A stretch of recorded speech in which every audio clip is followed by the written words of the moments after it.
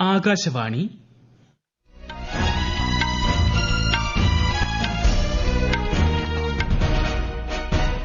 നമസ്കാരം. വാർത്തകൾ വായിക്കുന്നത് അരവിന്ദ്.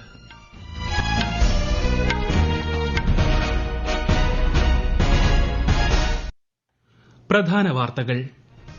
ഇന്ത്യൻ സഹകരണ മേഖലയുടെ വികസനത്തിന് ആഗോള സഹകരണ സംഘടനകളുമായുള്ള പങ്കാളിത്തം സുപ്രധാനമെന്ന് പ്രധാനമന്ത്രി നരേന്ദ്രമോദി. ഇന്ത്യ AI മിഷന് കീഴിലുള്ള നിർമ്മിത ബുദ്ധി സംരംഭങ്ങൾ കേന്ദ്രമന്ത്രി അശ്വനി വൈഷ്ണവ് ന്യൂഡൽഹിയിൽ പുറത്തിറക്കി. രാജ്യത്തെ ന്യൂനപക്ഷ സമുദായങ്ങളുടെ ക്ഷേമത്തിനായി കേന്ദ്ര സർക്കാർ പ്രതിജ്ഞാബദ്ധമാണെന്ന് കേന്ദ്രമന്ത്രി കിരൺ റിജിജു. ബ്രിട്ടൻ സന്ദർശനവേളയിൽ വിദേശകാര്യമന്ത്രി എസ് ജയശങ്കറിനുണ്ടായ സുരക്ഷാ വീഴ്ചയെ ശക്തമായി അപലപിച്ച് ഇന്ത്യ. ISL ഫുട്ബോളിൽ ഹൈദരാബാദ് പഞ്ചാബ് പോരാട്ടം. വാർത്തകൾ വിശദമായി. ഇന്ത്യൻ സഹകരണ മേഖലയുടെ വികസനത്തിന് ആഗോള സഹകരണ സംഘടനകളുമായുള്ള പങ്കാളിത്തം സുപ്രധാനമെന്ന് പ്രധാനമന്ത്രി നരേന്ദ്രമോദി. സഹകരണ മേഖലയുടെ പുരോഗതി അവലോകനം ചെയ്യുന്നതിനായി വിളിച്ചു ചേർത്ത ഉന്നതതല യോഗത്തിൽ സംസാരിക്കുകയായിരുന്നു അദ്ദേഹം.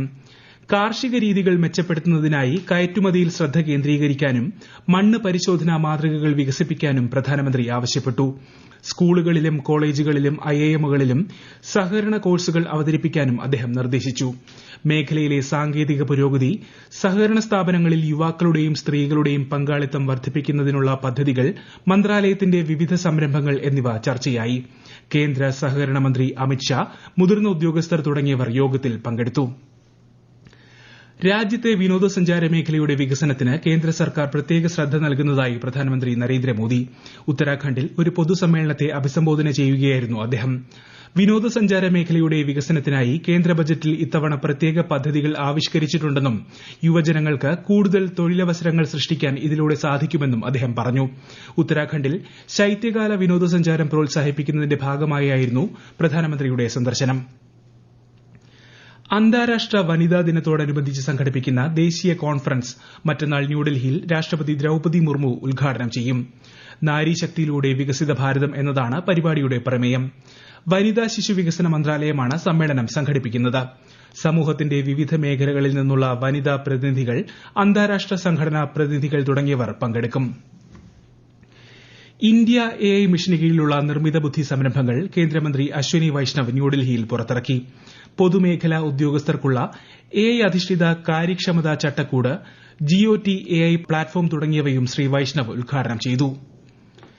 രാജ്യത്തെ ന്യൂനപക്ഷ സമുദായങ്ങളുടെ ക്ഷേമത്തിനായി കേന്ദ്ര സർക്കാർ പ്രതിജ്ഞാബദ്ധമാണെന്ന് കേന്ദ്രമന്ത്രി കിരൺ റിജിജു. തിരുവനന്തപുരത്ത് ദക്ഷിണ മേഖലയിലെ സംസ്ഥാനങ്ങളിലെയും കേന്ദ്രഭരണ പ്രദേശങ്ങളിലെയും പ്രധാൻമന്ത്രി ജൻവികാസ് കാര്യക്രമിനെക്കുറിച്ചുള്ള പ്രാദേശിക അവലോകന യോഗത്തിലും പരിശീലന പരിപാടിയിലും പങ്കെടുത്ത് സംസാരിക്കുകയായിരുന്നു അദ്ദേഹം. Without the cooperation of the state government and the central government, we cannot fulfill the aspiration of the people. So it's very encouraging to see that the state agencies are working very well on the ground, and from the Ministry of Minority Affairs, our officials are also taking keen interest in ensuring that the schemes are well supported, well guided, and also taking good care of the implementation through proper monitoring.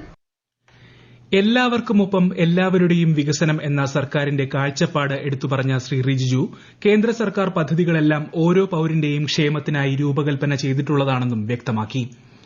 പുതിയ ആദായ നികുതി ബില്ലുമായി ബന്ധപ്പെട്ട ലോക്സഭയുടെ select committee ന്യൂഡൽഹിയിലെ parliament ഹൌസിൽ യോഗം ചേർന്നു. BJP MP Baijayant പാണ്ഡെയുടെ നേതൃത്വത്തിലാണ് യോഗം ചേർന്നത്. Institute of chartered accountants of India, Ernst and young എന്നിവയുടെ പ്രതിനിധികളെ സമിതി ചർച്ചയ്ക്കായി വിളിച്ചുവരുത്തി. ബ്രിട്ടൻ സന്ദർശനവേളയിൽ വിദേശകാര്യമന്ത്രി എസ് ജയശങ്കറിനുണ്ടായ സുരക്ഷാ വീഴ്ചയെ ശക്തമായി അപലപിച്ച് ഇന്ത്യ. നേതാക്കളുടെ സന്ദർശനവേളയിൽ സുരക്ഷാ കാര്യങ്ങളിൽ ആതിഥേയ രാഷ്ട്രങ്ങൾക്കാണ് പൂർണ്ണമായ ഉത്തരവാദിത്തം.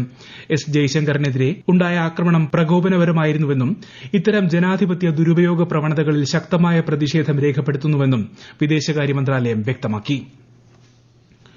തൊട്ടുകൂടായ്മ, ജാതി വിവേചനം, അസമത്വങ്ങൾ എന്നിവയിൽ നിന്ന് മോചനം നേടുന്നതിലൂടെ മാത്രമേ പുരോഗമനാത്മകമായ ഒരു സമൂഹം കെട്ടിപ്പടുക്കാൻ കഴിയൂവെന്ന് കേന്ദ്രമന്ത്രി നിതിൻ ഗഡ്കരി. ന്യൂഡൽഹിയിൽ ലോക്മാതാ അഹല്യാഭായ് ഹോൾക്കർ മഹിളാ സമ്മേളനത്തെ അഭിസംബോധന ചെയ്യുകയായിരുന്നു അദ്ദേഹം. ജാതി, മതം, ഭാഷ, ലിംഗം തുടങ്ങിയ സ്വത്വങ്ങളിലൂടെയല്ല, മൂല്യങ്ങളിലൂടെയാണ് വ്യക്തികളുടെ അന്തസ്സ് നിർണ്ണയിക്കപ്പെടുന്നതെന്നും മന്ത്രി ചൂണ്ടിക്കാട്ടി. ബാങ്ക് ഇതര പണമിടപാട് സംവിധാന ഓപ്പറേറ്റർമാർ ഫിൻടെക് കമ്പനികൾ എന്നിവയുമായി reserve bank governor Sanjay Malhotra ചർച്ച നടത്തി. ഇന്ത്യയുടെ ധനകാര്യ മേഖലയുടെയും സമ്പദ്വ്യവസ്ഥയുടെയും വളർച്ചയിൽ ഫിൻടെക് മേഖലയുടെ പ്രാധാന്യം ഇന്നലെ നടന്ന യോഗത്തിൽ ശ്രീ മൽഹോത്ര അടിവരയിട്ടു. RBI ഡെപ്യൂട്ടി ഗവർണർമാർ, ഫിൻടെക് കമ്പനി പ്രതിനിധികൾ തുടങ്ങിയവർ പങ്കെടുത്തു. ഈ വാർത്തകൾ ആകാശവാണിയിൽ നിന്ന്.